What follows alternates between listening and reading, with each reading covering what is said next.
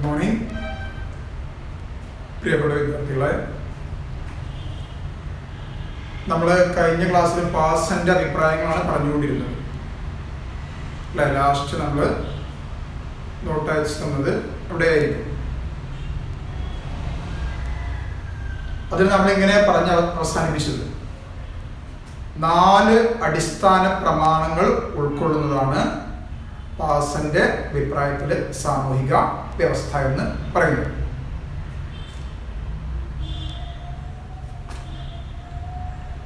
ഈ 4 പ്രവർത്തനങ്ങളും നിർവഹിക്കുന്ന സാമൂഹിക വ്യവസ്ഥക്ക് മാത്രമേ നിലനിൽക്കാൻ സാധിക്കുകയുള്ളൂ. അഖിൽ മോഡൽ എന്നാണ് അതിനെ വിശേഷിപ്പിച്ചത്. അങ്ങനെ പറഞ്ഞിട്ടുണ്ട്, അഖിൽ മോഡൽ.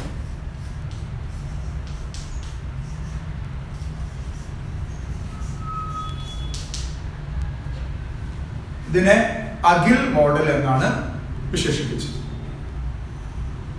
അത്രയും നമ്മൾ പറഞ്ഞിട്ടുണ്ടാവും. ഇനി എന്താണ് അഖിൽ മോഡൽ? അതാണ് നമ്മൾ പറയാൻ പോകുന്നത്. വളരെ ഇമ്പോർട്ടൻ്റ് ആണ്. അതിൽ അഡാപ്റ്റേഷൻ ആണ്. Adaptation. G goal attainment. Goal attainment. I integration and L latency. Adaptation, goal attainment, integration and latency. അത് ഓരോന്നും വിശദമായിട്ട് പഠിക്കാനുണ്ട്. First one, adaptation to the environment. Adaptation to the environment.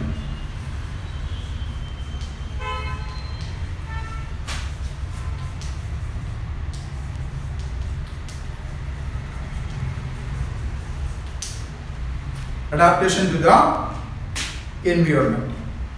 എന്താണ് അഡാപ്റ്റേഷൻ?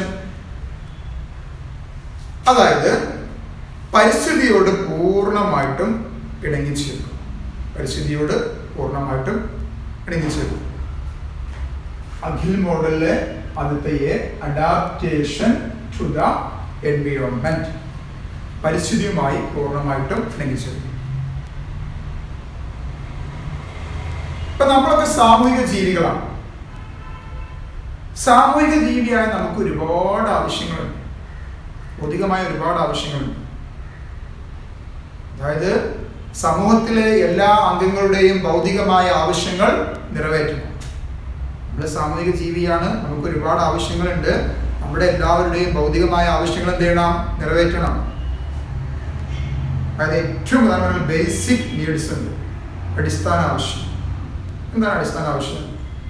ഭക്ഷണം, പാർപ്പിടം, വസ്ത്രം. ഇതൊക്കെയാണ് അല്ലേ? ഭക്ഷണം, പാർപ്പിടം, വസ്ത്രം, ഇതാണ് മനുഷ്യന്റെ അടിസ്ഥാന ആവശ്യങ്ങൾ. അതായത് നമുക്ക് ഏറ്റവും കുറച്ച് നമുക്ക് ഉണ്ടാവേണ്ട കാര്യമാണ്. അത് കഴിഞ്ഞിട്ട് ഇപ്പൊ ഭക്ഷണം ഇല്ലാത്തൊരു സമൂഹത്തിൽ മറ്റൊന്നിനെ കുറിച്ച് ചിന്തിക്കാൻ ആവശ്യമില്ല. പട്ടിയുള്ള സമൂഹത്തിൽ ഇപ്പൊ നമ്മളൊക്കെ എന്ത് ചെയ്യണം? നമ്മൾ വിദ്യാഭ്യാസത്തിന് പോകുന്നു, അതുപോലെ തന്നെ ഡ്രൈവിംഗ് പഠിക്കുന്നു, ഒരുപാട് പ്രവർത്തനങ്ങൾ, അതുപോലെ തന്നെ പലതരത്തിലുള്ള വിശ്രമ കാര്യങ്ങളിൽ, അതുപോലെ തന്നെ വിനോദങ്ങളിലൊക്കെ ഏർപ്പെടുന്നു. എന്താ കാരണം? നമുക്ക് പട്ടിണിയില്ല, പ്രശ്നങ്ങളില്ല. അതുകൊണ്ടാണ്. എന്നാൽ നമുക്കറിയാം ആഫ്രിക്കൻ രാജ്യങ്ങളൊക്കെ അവിടെ ഒന്നും മറ്റു കാര്യങ്ങൾക്കൊന്നും പ്രസക്തി ഇല്ല. കാരണം എന്താണ്? അവിടെ അവരുടെ ഏറ്റവും അടിസ്ഥാന ആവശ്യങ്ങളായ ഭക്ഷണം പോലും പൂർത്തീകരിക്കാനുള്ള കപ്പാസിറ്റി അവർക്കില്ല. ഭയങ്കര ദാരിദ്ര്യം അനുഭവിക്കുന്ന ആളുകളാണ്. നമ്മൾ ന്യൂസിലൊക്കെ, പേപ്പറിലൊക്കെ, റിപ്പോർട്ടുകളൊക്കെ കാണാറുണ്ട് അല്ലേ? അപ്പോ സമൂഹത്തിലെ എല്ലാ അംഗങ്ങളുടെയും ഭൗതികമായ ആവശ്യങ്ങൾ നിറവേറ്റണം. മനുഷ്യന്റെ അടിസ്ഥാന ആവശ്യങ്ങളാണ് ഭക്ഷണം, വസ്ത്രം, പാർപ്പിടം തുടങ്ങിയവ. ഇനി നമുക്കറിയാം, നമ്മളൊക്കെ പ്രകൃതിയോട് ഇണങ്ങി ജീവിക്കുന്ന ആളുകളാണ് അല്ലെ? പ്രകൃതിയിൽ നിന്നും മാറിയിട്ട് നമുക്കൊരു ജീവിതമില്ല. കാരണം പ്രകൃതിയെ നമ്മൾ ഡിപ്പെൻഡ് ചെയ്ത് ആശ്രയിച്ചേ സാധിക്കുള്ളൂ. പ്രകൃതിയോട് ഇണങ്ങി ജീവിക്കുന്നവരാണ് ആര്? മനുഷ്യർ.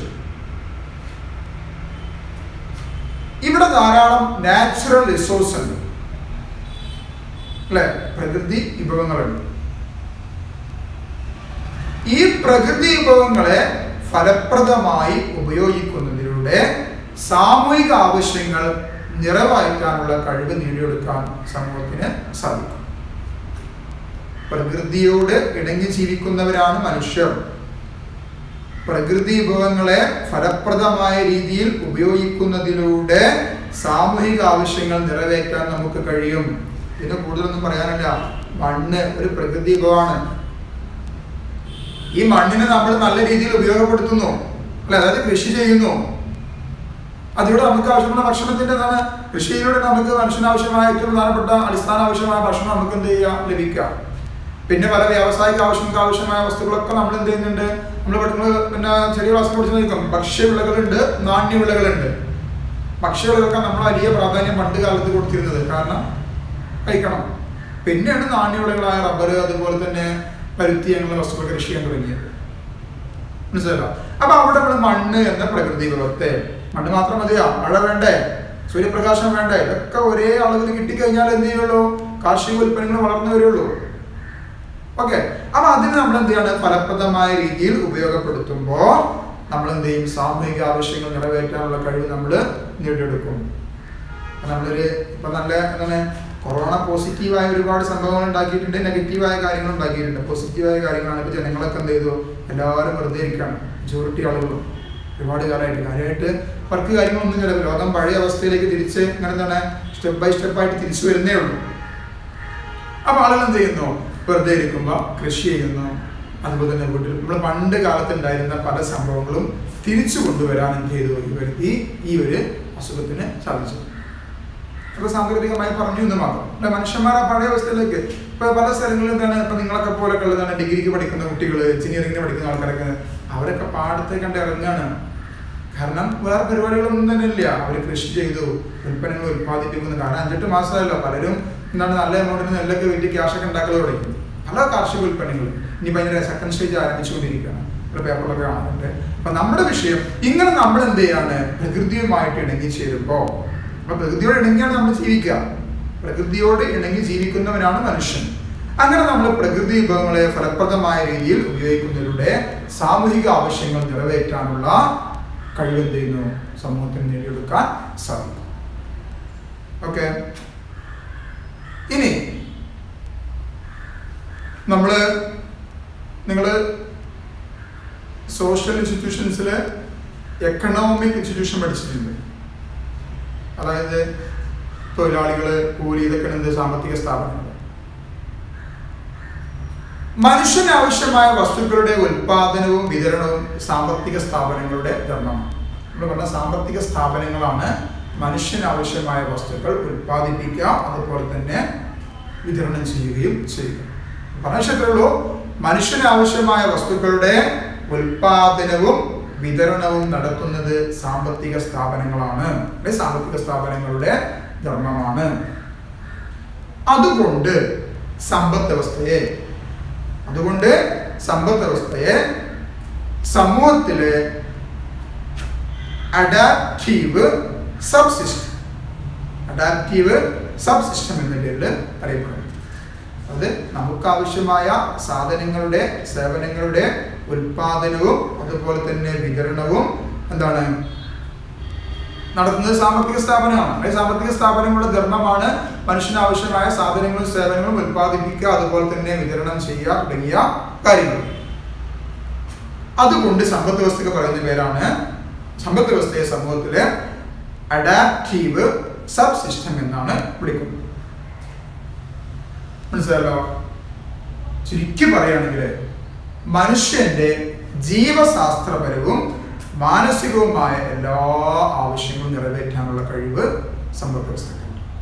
മനുഷ്യന്റെ ജീവശാസ്ത്രപരവും മാനസികവുമായ എല്ലാ കഴിവുകളും നിറവേറ്റാനുള്ള ആവശ്യങ്ങളും നിറവേറ്റാനുള്ള കഴിവ് സമ്പദ് വ്യവസ്ഥക്ക് ഉണ്ട്. നമ്മുടെ ആവശ്യങ്ങളൊക്കെ നമ്മൾ നേടിയെടുക്കുന്ന എന്താണ്, നാം ജീവിക്കുന്ന നമ്മുടെ രാജ്യ സമ്പദ് വ്യവസ്ഥയാണ്. മനസ്സിലല്ലോ. ഈ സമ്പദ് വ്യവസ്ഥയിൽ നിന്ന് നമുക്ക് ആവശ്യമായ ഭക്ഷണം, വസ്ത്രം, പാർപ്പിടം, വിദ്യാഭ്യാസം, ആരോഗ്യം, ശുചീകരണം, അങ്ങനെയുള്ള എല്ലാ മറ്റ് ഡെവലപ്മെന്റൽ ആക്ടിവിറ്റീസും ഒക്കെ ചെയ്യുന്നത് സമ്പദ് വ്യവസ്ഥയാണ്. മനസ്സിലല്ലോ. അതുകൊണ്ടാണ് എന്ത് ചെയ്യുന്നത്, സമ്പദ് വ്യവസ്ഥയെ സമൂഹത്തിലെ അഡാപ്റ്റീവ് സബ് സിസ്റ്റം എന്ന പേരിൽ അറിയപ്പെടാം. ഇതാണ് adaptation to the environment, AGIL മോഡലിന്റെ ഫസ്റ്റ് എ. ഇനി രണ്ടാമത്തത് ജി ആണ്. എന്താണ് ജി? Goal attainment.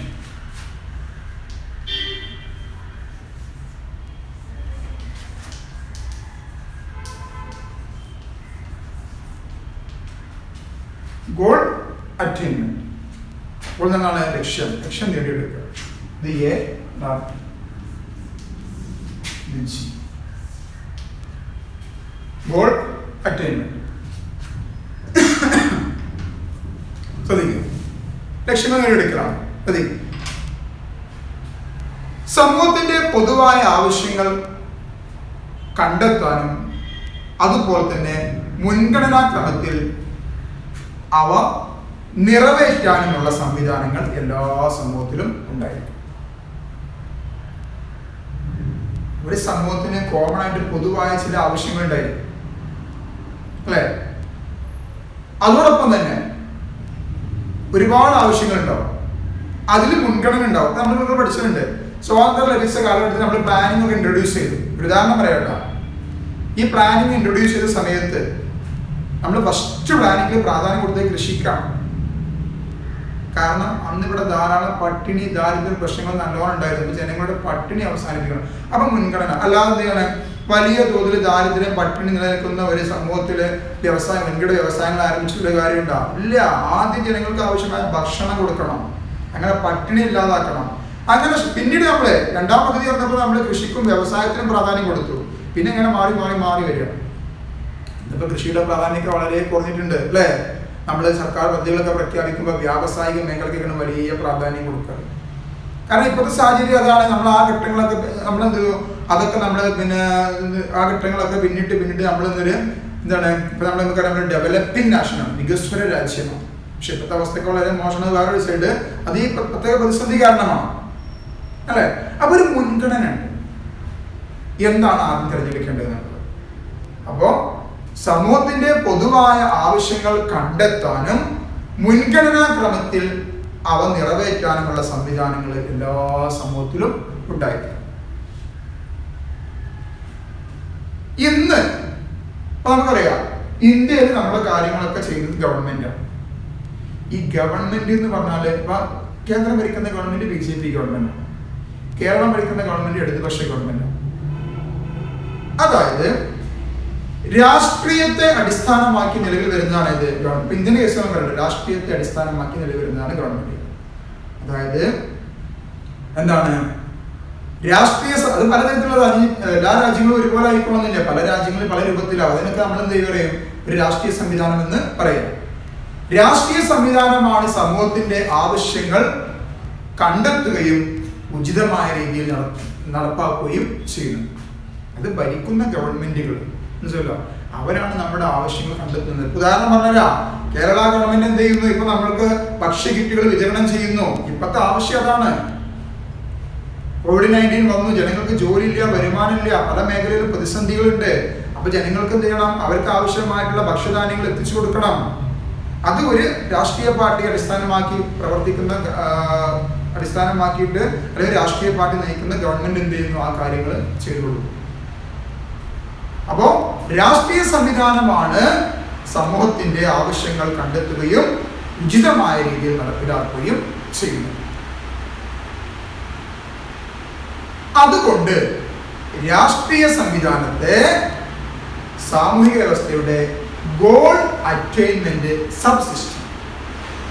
അതുകൊണ്ട് രാഷ്ട്രീയ സംവിധാനത്തെ സാമൂഹിക വ്യവസ്ഥയുടെ ഗോൾ അറ്റൈൻമെന്റ് സബ് സിസ്റ്റം എന്ന പേരിൽ അറിയപ്പെടുന്നു. ഇതാണ് രണ്ടാമത്തെ പോയിന്റ്. ഇനി മൂന്നാമത്തെ പോയിന്റ് ആണ് ഇന്റഗ്രേഷൻ.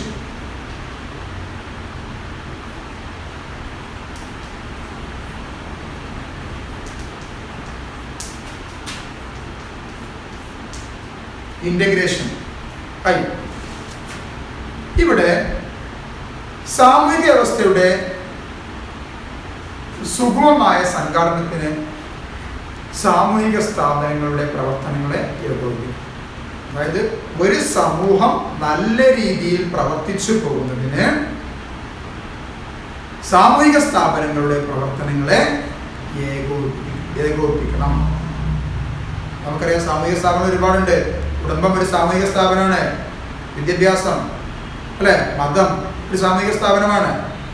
അത് നല്ല രൂപത്തിൽ എന്താണ് സമൂഹം പ്രവർത്തിച്ചു പോകണമെങ്കിൽ സാമൂഹിക സ്ഥാപനങ്ങളുടെ പ്രവർത്തനങ്ങളെ ഏകോപിപ്പിക്കണം. നമ്മൾ പറഞ്ഞ കുടുംബം ഒരു സാമൂഹിക സ്ഥാപനമാണ്, മതം ഒരു സാമൂഹിക സ്ഥാപനമാണ്, പിന്നെ രാഷ്ട്രീയ സ്ഥാപനങ്ങളുണ്ട്, ഇതൊരു സാമൂഹിക സ്ഥാപനമാണ്, വിദ്യാഭ്യാസ സ്ഥാപനങ്ങളുണ്ട്, ഇതൊരു സാമൂഹിക സ്ഥാപനങ്ങളാണ്. മനസ്സിലായല്ലോ? ഓരോ സാമൂഹിക സ്ഥാപനത്തിനും അതിൻ്റെതായ ധർമ്മങ്ങളുണ്ട്. കുടുംബത്തിന്റെ ധർമ്മം നമുക്കറിയാം, വിദ്യാഭ്യാസത്തിന്റെ ധർമ്മം നമുക്കറിയാം, ഇതൊക്കെ നമ്മൾ പഠിച്ച കാര്യങ്ങളാണ്. ഓരോ സാമൂഹിക സ്ഥാപനവും അതിൻ്റെ ധർമ്മങ്ങൾ കൃത്യമായി പാലിച്ചാൽ മാത്രമേ സമൂഹത്തിൽ ശരിയായ സംയോജനം അഥവാ ഉദ്ഗ്രഥനം സാധ്യമാവുകയുള്ളൂ. കുടുംബം അതിൻ്റെ ധർമ്മങ്ങൾ നിർവഹിക്കണം. നമ്മൾ പഠിച്ചിട്ടുണ്ട്, ഒരു കുട്ടിയുടെ സോഷ്യലൈസേഷന്റെ ഫസ്റ്റ് ഘട്ടം സംഭവിക്കുന്നത് എവിടെ നിന്നാണ്? കുടുംബത്തിൽ നിന്നാണ്. നല്ല കുടുംബത്തിൽ നിന്ന്, ആ നല്ല കുടുംബത്തിൽ നിന്ന് വളർന്നു വരുന്ന കുട്ടിയുടെ സ്വഭാവം ആ രൂപത്തിലായിരിക്കും. പിന്നെ ആ കുട്ടി വിദ്യാഭ്യാസ സ്ഥാപനങ്ങളിലേക്ക് എത്തുന്നു, അവിടെ സോഷ്യലൈസേഷൻ നടക്കുന്നുണ്ട്. മതത്തിന് ഒരുപാട് റോളുകളുണ്ട്, അത് മതം ചെയ്യും. ഇങ്ങനെ ഓരോ സാമൂഹിക സ്ഥാപനവും അതിൻ്റെ ധർമ്മങ്ങൾ കൃത്യമായി പാലിച്ചാൽ മാത്രമേ ഈ ഇന്റഗ്രേഷൻ അഥവാ സംയോജനം അഥവാ ഉദ്ഗ്രഥനം ശരിയായ രീതിയിൽ സാധ്യമാവുകയുള്ളൂ. ഇനി നോക്ക്, പല സാമൂഹിക നിയമങ്ങളുണ്ട്. ഇപ്പം മതത്തെ അടിസ്ഥാനമാക്കിയിട്ട് ഒരുപാട് നിയമങ്ങളുണ്ട്. രാഷ്ട്രീയ സ്ഥാപനമായ ഗവൺമെന്റ് പല നിയമങ്ങളും എന്ത് ചെയ്യുന്നു? കൊണ്ടുവരുന്നു. മനസ്സിലല്ലോ? ഈ സാമൂഹിക നിയമങ്ങളാണ് സാമൂഹിക സംഘാടനം സാധ്യമാക്കുന്നത്. സമൂഹത്തിൽ നല്ല രീതിയിൽ ഇപ്പൊ നമുക്കൊക്കെ എന്ത് ചെയ്യാണ്? നമ്മൾ ജീവിക്കുന്ന സമൂഹത്തിൽ പല തെറ്റായ കാര്യങ്ങളൊക്കെ ചെയ്യണം നമുക്ക് ആഗ്രഹം ഉണ്ടാവും. എന്തുകൊണ്ടാണ് നമ്മൾ ചെയ്യാതിരിക്കുന്നത്? നമുക്ക് നിയമത്തെ പേടിയുണ്ട്, മതത്തെ പേടിയുണ്ട്, സമൂഹത്തെ നമുക്ക് പേടിയുണ്ട്. അതുകൊണ്ട് പല കാര്യങ്ങളും ചെയ്യാതിരിക്കും. മനസ്സിലായോ? അതാണ് ഇവിടെ പറഞ്ഞത്. എന്താണ്? സാമൂഹിക നിയമങ്ങളാണ് സാമൂഹിക സംഘാടനം സാധ്യമാക്കുന്നത്. ഇനി നോക്കൂ, ഈ സാമൂഹിക നിയമങ്ങളുടെ പാലനത്തിന് ഇന്നിപ്പോ മതപരമായ നിയമങ്ങൾക്കൊന്നും ജനങ്ങൾക്ക് അത്ര വലിയ പേടിയൊന്നുമില്ല. അതൊരു കാലഘട്ടമാണ്. മനസ്സിലായോ? പണ്ട് കാലത്തതിനൊക്കെ വലിയ പേടിയുണ്ടായിരുന്നു. എന്നാൽ ഗവൺമെന്റിനെയും ഗവൺമെന്റ് കൊണ്ടുവരുന്ന നിയമങ്ങളെയും നമുക്ക് എല്ലാവർക്കും പേടിയാണ്. മാസ്ക് ധരിക്കണം, അല്ലെ? സർക്കാർ കൊണ്ടുവന്നതാണ്. മാസ്ക് ധരിക്കാഞ്ഞാൽ എന്ത് ചെയ്യാണ്? ഫൈൻ ഉണ്ടാക്കും നമുക്കറിയാം. നമ്മൾ എന്ത് ചെയ്യുന്നത്? അംഗീകരിക്കും. മനസ്സിലോ? നിയമങ്ങൾ ട്രാഫിക് റൂൾസ് പാലിച്ചുകൊണ്ട് വാഹനം ഓടിക്കണം. നല്ല റെസ്റ്റിൽ എന്താണ്? ബൈക്കൊക്കെ റൈസ് ചെയ്ത് ബൈക്ക് അൾട്ര ചെയ്തൊക്കെ പോകാൻ നമുക്കൊക്കെ താല്പര്യമുണ്ട്, അല്ലെ? പക്ഷേ അതൊക്കെ ഇപ്പൊ നിയമത്തിന് എതിരാണ്. അപ്പൊ നമ്മൾ എന്ത് ചെയ്യും? അത് അംഗീകരിക്കണം. ഇവിടെ പറയുന്ന കാര്യം എന്താണ്? സാമൂഹിക നിയമങ്ങളുടെ പാലനത്തിന് നിയമപരിപാലന സംവിധാനങ്ങളായ കോടതികൾ, അതുപോലെ തന്നെ രാഷ്ട്രീയ പ്രസ്ഥാനങ്ങളും അവരുടേതായ പങ്ക് വഹിക്കുന്നുണ്ട്. രാഷ്ട്രീയ പ്രസ്ഥാനം ഉദ്ദേശിക്കുന്നത് ഗവൺമെന്റാണ്. മനസ്സിലല്ലോ? അപ്പോൾ സാമൂഹിക നിയമങ്ങളുടെ പാലനത്തിന് കോടതികളും ഗവൺമെന്റൊക്കെ അതിൻ്റെതായ പങ്ക് വഹിക്കുകയും ചെയ്യുന്നു. അപ്പോൾ ഇവിടെ ഇന്റഗ്രേഷൻ പറഞ്ഞാൽ ഉദ്ഗ്രഥനം അഥവാ സംയോജനം എന്നൊക്കെ ഉദ്ദേശിക്കുന്നത്, അതായത് ഓരോ സാമൂഹിക സ്ഥാപനവും ഓരോരോ ധർമ്മങ്ങളുണ്ട്. ആ ധർമ്മങ്ങൾ കൃത്യമായി പാലിച്ചാൽ മാത്രമേ ശരിയായ സംഘടന നമ്മുടെ സമൂഹത്തിൽ സാധ്യമാകും. ഇനി ഈ സാമൂഹിക സംഘടന സാധ്യമാക്കുന്നത് സാമൂഹിക നിയമങ്ങളാണ്. സാമൂഹിക നിയമങ്ങളുടെ പരിപാലനത്തിൽ കോടതികൾക്കും അതുപോലെ തന്നെ ഗവൺമെന്റിനൊക്കെ വലിയ പങ്ക് വഹിക്കാനും ഉണ്ട്. ലാസ്റ്റ് പോയിന്റ് ആണ് ലാറ്റൻസി.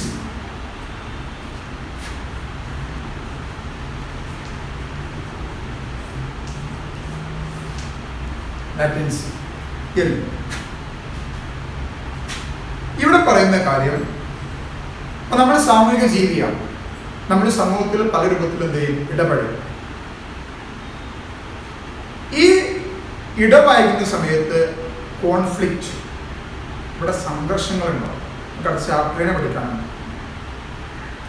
അതായത് സാമൂഹിക സമ്പർക്ക വേളയിൽ ഉണ്ടാകുന്ന തർക്കങ്ങളും അതുപോലെ തന്നെ സംഘർഷങ്ങളും സാമൂഹിക ബന്ധങ്ങളെ നെഗറ്റീവായി ബാധിക്കും, അല്ലെങ്കിൽ തകരാറിലാക്കും. അതായത് പ്രശ്നങ്ങൾ ഉണ്ടാകും.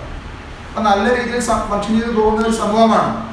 ആ സമൂഹത്തിൽ സംഘടനകൾ ഉണ്ടായിക്കഴിഞ്ഞാൽ, അവിടുത്തെ ആളുകൾ തർക്കങ്ങൾ ഉണ്ടായിക്കഴിഞ്ഞാൽ അത് സാമൂഹിക ബന്ധങ്ങൾ എന്ത് ചെയ്യും? തകർക്കും. പക്ഷെ നമ്മുടെ ഇന്ത്യൻ്റെ കേസിൽ നമുക്ക് പറയാം. മനസ്സിലായല്ലോ? അതിന് വിപരീതമായി അങ്ങനെ ഉണ്ടാവാൻ പാടില്ല.